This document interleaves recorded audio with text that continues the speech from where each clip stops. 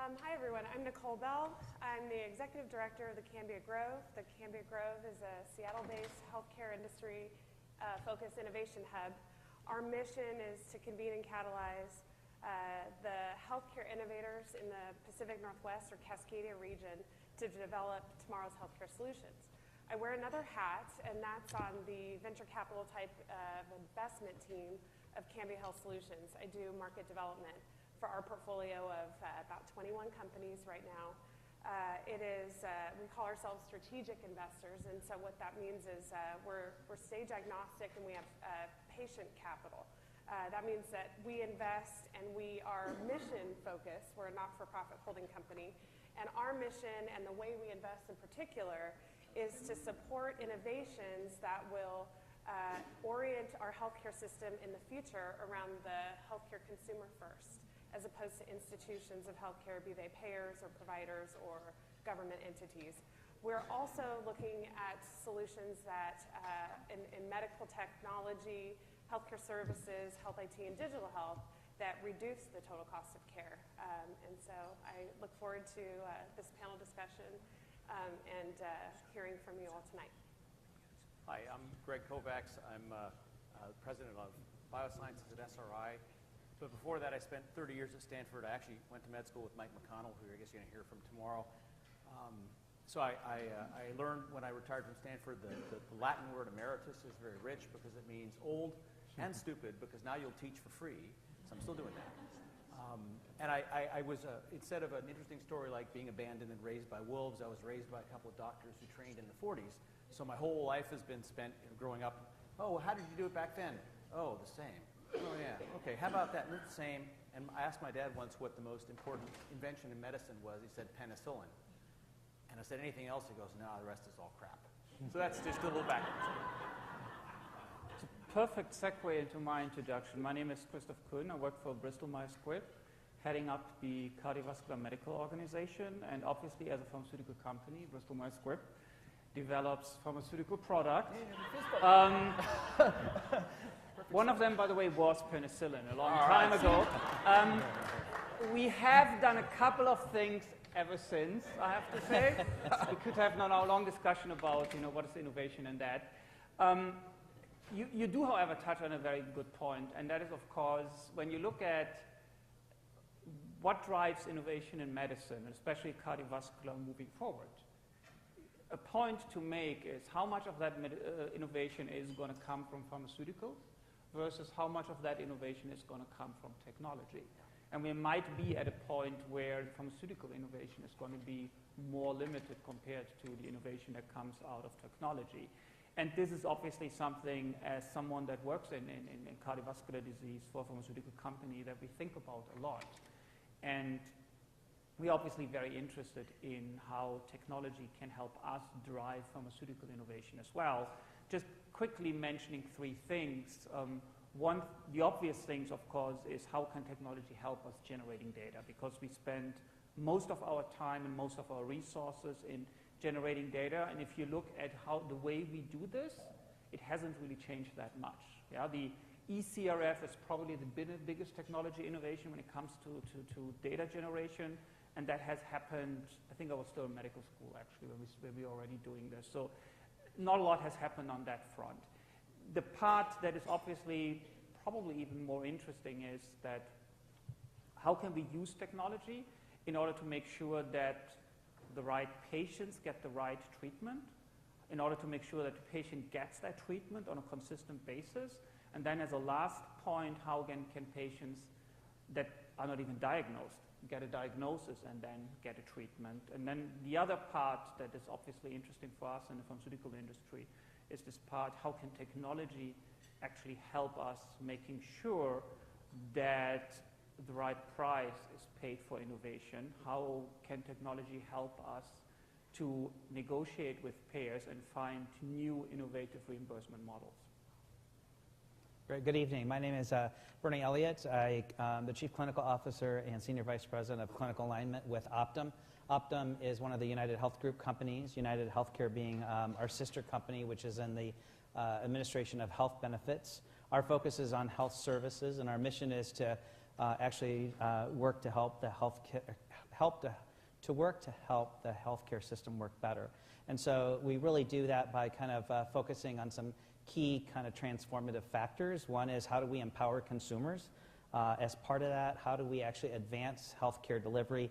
And then finally, and I think that's really important to this discussion today, is how do we actually modernize the healthcare infrastructure to be able to facilitate better outcomes for the system.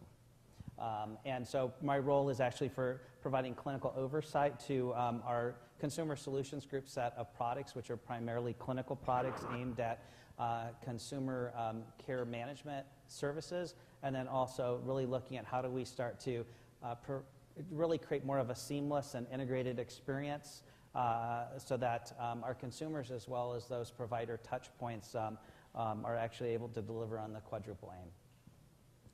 Wonderful, thank you. I think this is a great panel because we are hearing from all the other stakeholders in healthcare. You know, we talked a lot in the previous panel about patients, we talked about the healthcare providers, and we talked about the tech world. So I think this panel really represents the other stakeholders well. And I'd love to pick up on this thread that you brought up earlier, Greg, around penicillin.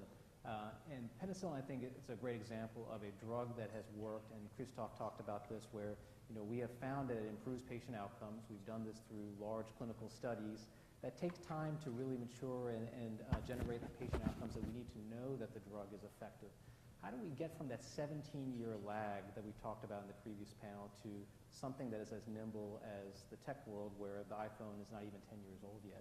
How do we get to that where we understand what are the safe and effective solutions for health? If I may take a crack at that, Vinod actually addressed this, and I think one approach is to increase the denominator. So take data across a larger population of people, maybe shortening the timeline to see an outcome. Some people will be more acute than others. I think one of the things that's worth thinking about, though, is that the data we're taking any good. And a lot of the consumer-driven data is not. And so we need to be measuring things that are accurate, otherwise we're feeding noise into big databases, and that's not going to be very helpful, I think. So that's one of the things I'm really interested in hearing about, if the other panels have views on that, is what are we measuring to inform ourselves, and then we analyze that and go, well, this helped or didn't help, or, oh, guess what, it was inconclusive. And engineers report it differently than physicians in life science papers. We talk about SNR, signal-to-noise ratio. In a clinical paper, for example, did the Fitbit help you lose weight? What's the noise? Is it muscle mass? Is it fat mass? If it's not reported in the paper, then it's a poorly constructed study. So how do we encourage the collection of meaningful data and deep data?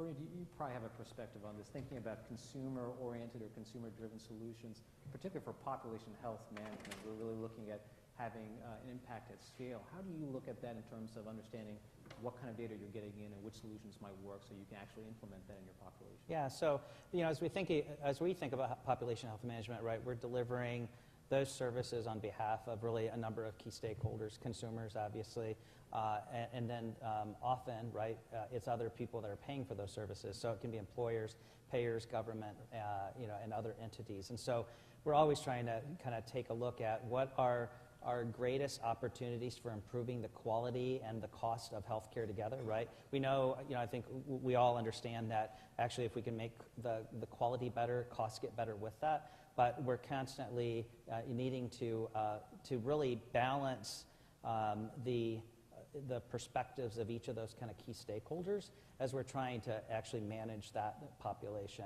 and deliver a return on investment, right? Back to each of those stakeholders, and that's always it's always a challenge because as much as we'd like there to be limited funds in the system to be able to do everything, there are not always, and so we have to kind of make those trade-offs as part of the looking at the data and then deciding how that data actually converts to interventions in that population. Christoph, maybe you can talk about this a little bit in terms of atrial fibrillation. I know BMS is doing a lot in this space, and particularly when you think about risk-based outcomes and how pharmaceutical companies are really going to play a role in improving population health. How do you see health tech playing a role in terms of delivering your products and services better? So to answer your question directly, there's obviously atrial fibrillation is actually a very good example where I think technology can help us deliver care in a much better way. Because if you think, so we as BMS, one of the products that we have developed is an anticoagulant that prevents strokes in patients with atrial fibrillation. And if you look at how the product has been developed, it was tested versus Coumadin, showed a benefit both on the bleeding side as well as the stroke side. And what happened is that instead of prescribing Coumadin, physicians now prescribe NOACs, new oral anticoagulants. And that's kind of a very traditional way of how drugs were developed and how drugs are used in everyday practice. But if you think about it, the patient that is already diagnosed and receives either Coumadin or a NOAC, they benefit from the NOAC. There's no question about it. But the benefit is marginal compared to a person that runs around right now and is not diagnosed, because that person is at a much higher risk of stroke. So you could actually say that the unmet medical need that we always like to stress when we bring new products to market is much higher for the undiagnosed patient than the patient that is already diagnosed. So one of the things that we're working on right now is, rather than just focusing on making sure that every patient that has diagnosed atrial fibrillation gets a NOAC, preferably our NOAC obviously, looking at, can we actually increase the diagnosis rate of patients with atrial fibrillation? And when you look at the literature, you read everything from 20 to 50% of all patients with atrial fibrillation are not diagnosed. And then, of course, there is some discussions about what is atrial fibrillation, at what point do you need to anticoagulate patients with atrial fibrillation. But I think there's a general consensus that there's a large number of patients that should be treated, they are not treated. So the population health benefit might actually be bigger in making sure that we diagnose all these patients and then adequately treat these patients. And I think that's where technology comes in, and that's where we, for example, right now actively engage in dialogue and looking for collaboration with companies that can help us doing this. I mean, there's a couple of hurdles, obviously, in really going from screening to diagnosing and then showing that there's actually a benefit in doing this on a larger scale and finding out which patient population to screen, what is the best way of screening those, how do you fit that into the general flow of the healthcare system, how do you even get it reimbursed? Yeah, it's not necessarily reimbursed, but that's actually where we see a huge benefit for a larger population, and that is where, without technology and advancement in technology, we'll never succeed. So this is let's take this topic in particular, underdiagnosed atrial fibrillation across a population. It is clearly a compelling business case for BMS to do that. And I guess my question, Nicole, is BMS, you need to have a company like BMS that size to really drive innovation in that space, how to diagnose atrial fibrillation. You have a good perspective on startups. Are there startups that really will drive the solutions for that answer? We talked about AliveCore in the previous panel. Where do you think are going to be the answers? Are they going to be from the big companies who are going to have well-capitalized efforts for these big problems? Or is it really from nimble startups that may be able to develop some of the solutions? There's probably a little bit of both at play. I'll give you an example of a company that we've invested in, Cambridge-based, called GNS Healthcare. And they have a Bayesian math database, and actually, Zubin, I think you're working with them a little bit, but in the example of medication, there is a project that we worked on with them on medication adherence. And so what they can do is take big, complete data sets, reverse engineer them, and then forward simulate and produce, like weather on the nines, lists of people who have chronic conditions and medication regimens that, if unmet, some adverse event will happen with a very high degree of certainty in a small window of time. Yeah. What can healthcare systems, pharmacists, health plans do with this information? Well, they can get on the phone, they can get in the car and knock on the door in some instances. And so this is a really important thing for all of us here, that people are actually taking the medications, taking the regimen, and actually figuring out what works for whom. And this is the possibility that I see in working with small companies, machine learning, and big data, and applying that science and technology, the pharmacy, and then finally probably marrying it with the digital health devices that ping the information to who needs to use it in the moment. Yeah, Greg, I'm interested in your perspective. You know, I think the The question is, these small companies can rapidly innovate, and we talked about the pace of innovation in the previous session. To get to some of these big problems, do you feel that these kind of small companies can do that?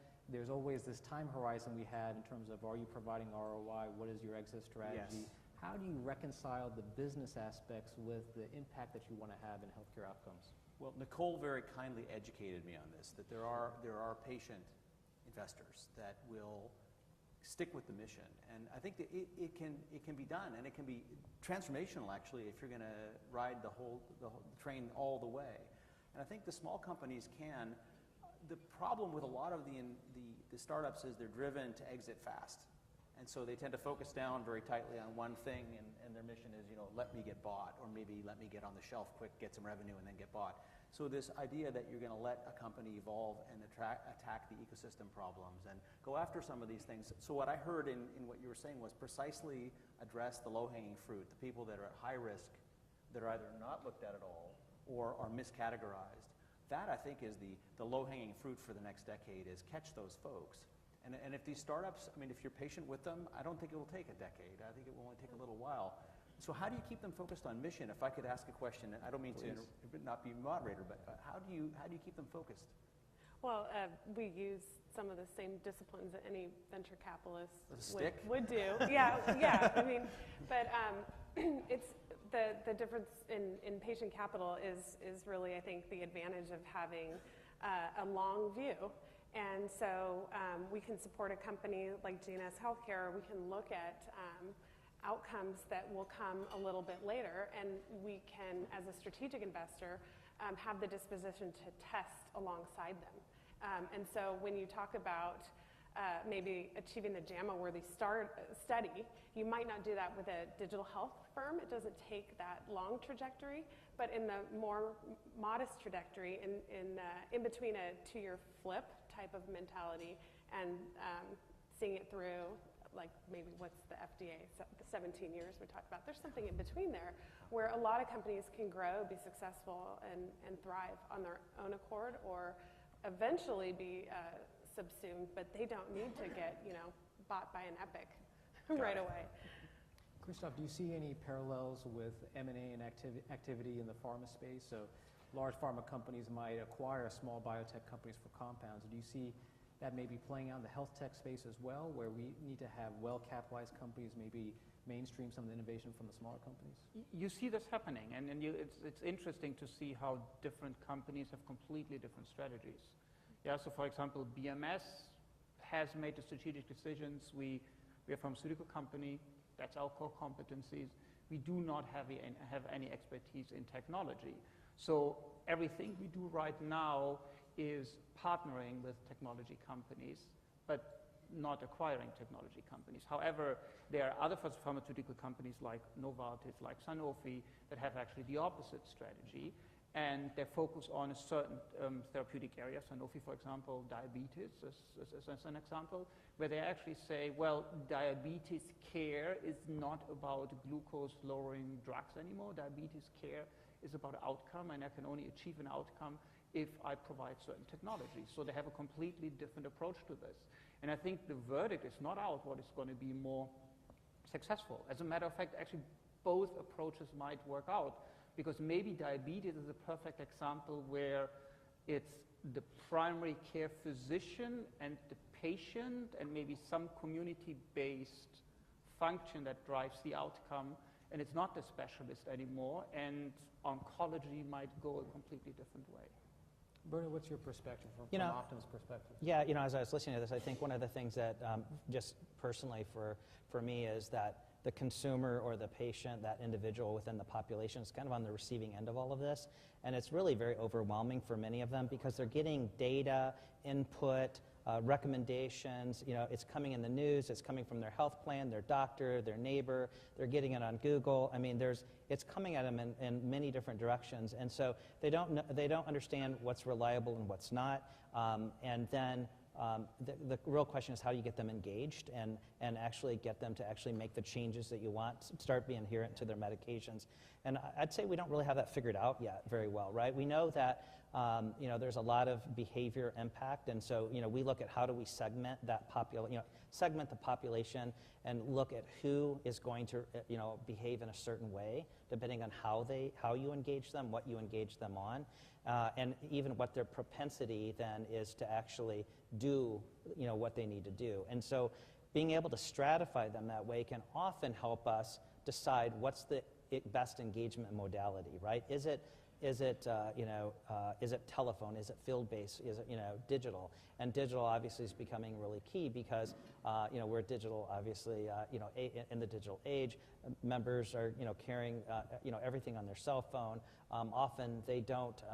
They have a cell phone, but they don't have transportation, right? And so we're trying to kind of figure out those behaviors that really helps us then make the greatest impact with the least amount of effort for each member. And I think that's a really key area that we have to really conquer if we're going to truly impact population health.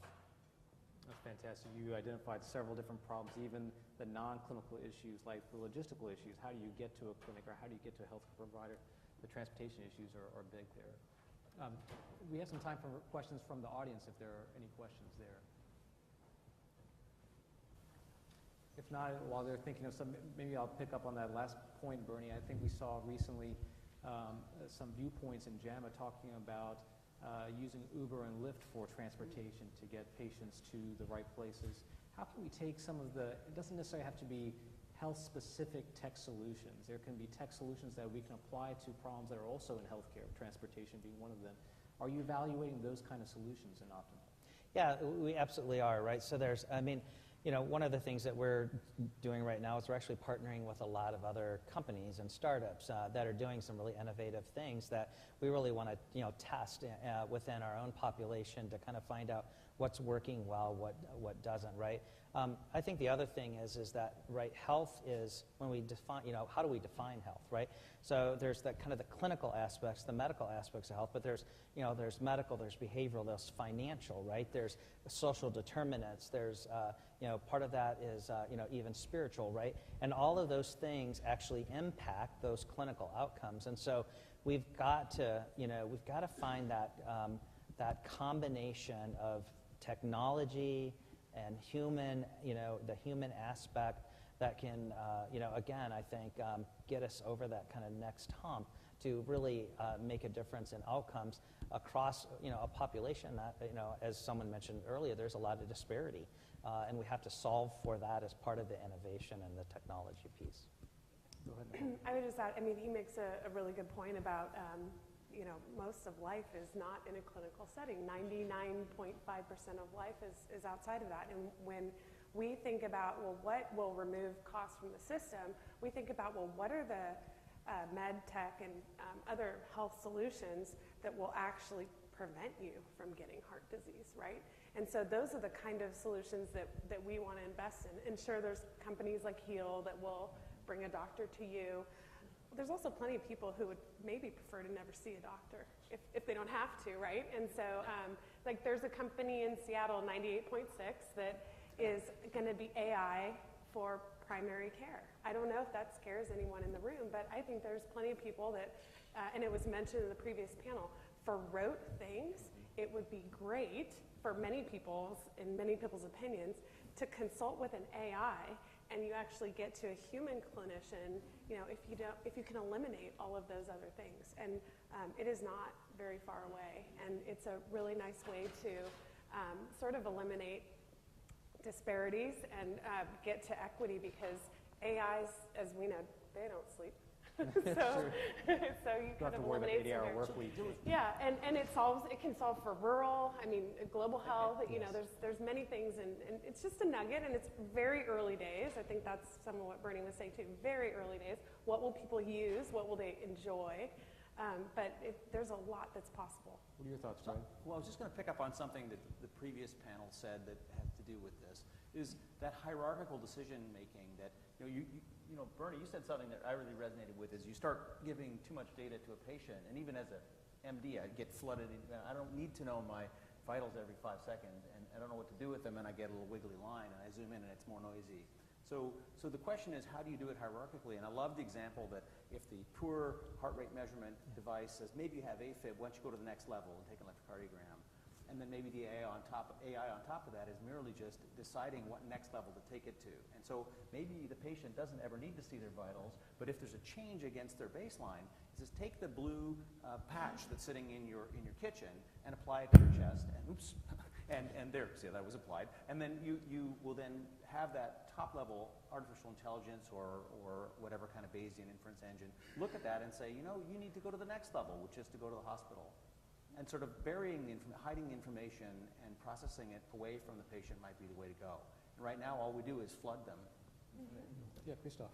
There's actually one other, I think, very important point here, and that is the data we base all these decisions on. If you look at the data, the way we have generated this data is completely artificial. It's RCTs.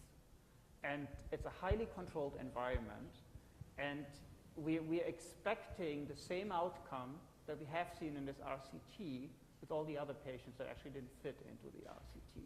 So I think as these systems evolve, I think we have to go back and have to take a look at, how do we generate this data that goes into these systems? And obviously the way we generate this data has to change, because like my 20,000 patient RCTs that I usually do is probably not the best way of generating this.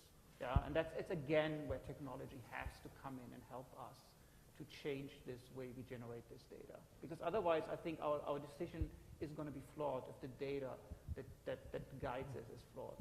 And maybe one of the... And by the way, I'm not saying RCTs are bad or flawed. Yeah, so just to be clear. But maybe they could evolve. And maybe one of the things that we can do, and you brought this up, Greg, is thinking about larger pragmatic clinical trials where maybe we have some of the randomization. It's more in a real world setting, not an artificial setting, but we can get to some of the answers that we need and fast.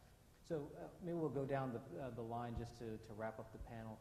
If we are looking for what the answers are going to be in the future, and we're thinking about where the future or the new innovation is going to happen in health tech, just to set the stage for tomorrow, maybe you can start, Bernie. Where do you think the next 5 to 10 years, where are we going to see the new innovations in health tech?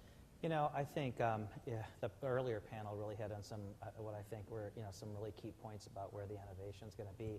I really do believe that 10 years from now it's going to look completely different, and things that are very much standards within healthcare today won't exist 10 years from now, and whole systems may disappear as part of that as new systems come forward. I don't have the crystal ball to know what it is, but that's the one thing I'm very confident is we're going to see a significant change that is going to be really exciting, and it's going to make a difference in the way we deliver care, as well as I think even how we do things like the research that gets us to the points where we know what we're going to do from an intervention standpoint and treatment. It's going to be, I think, very dramatic.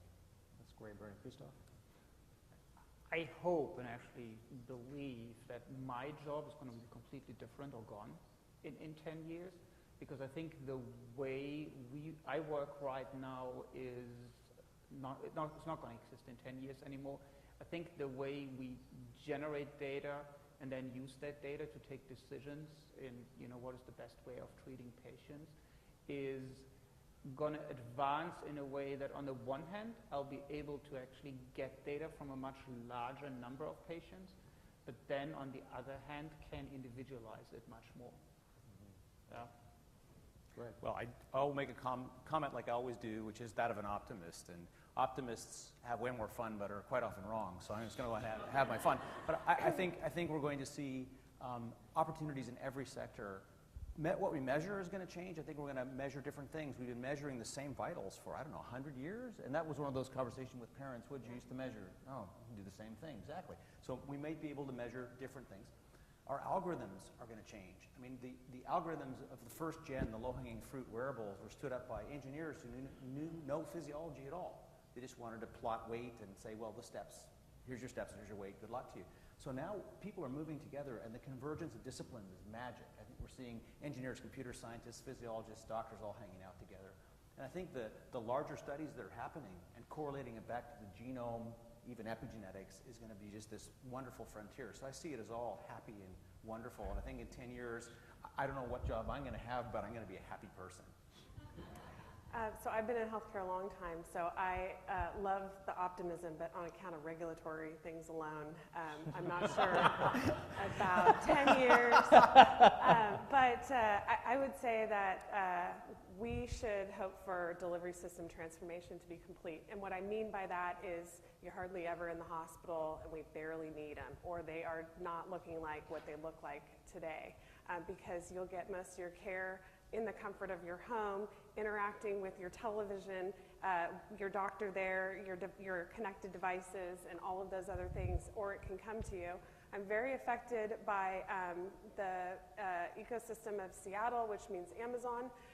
So your pharmaceuticals will be drone delivered or delivered by Prime Now, and heck, if we can't transform the system as traditional players, I really think that an Amazon-like entity will study in rural settings first and then in urban settings, because it does take a long time to get to the doctor, whether you're in rural or in a traffic-filled city, just a different way. And you can probably build it from scratch, and I get everything from Amazon, so I'm someone who would get healthcare too. I mean, as a consumer, they're a trusted entity. So we need to I really feel like that transformation happens if we begin to think that way, or in that alternate reality.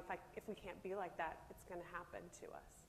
I think it's a great note to end on, Nicole. I mean, just thinking about moving shopping out of the retail store and into homes, we desperately need that in healthcare. We have to move care outside of the hospital and into the home because the cost curve is just unsustainable. So that's a great opportunity for innovation, and maybe something for us to think about tomorrow as we have a full day tomorrow, starting with 7 a.m. at breakfast. But for now, please help me thank our panelists again.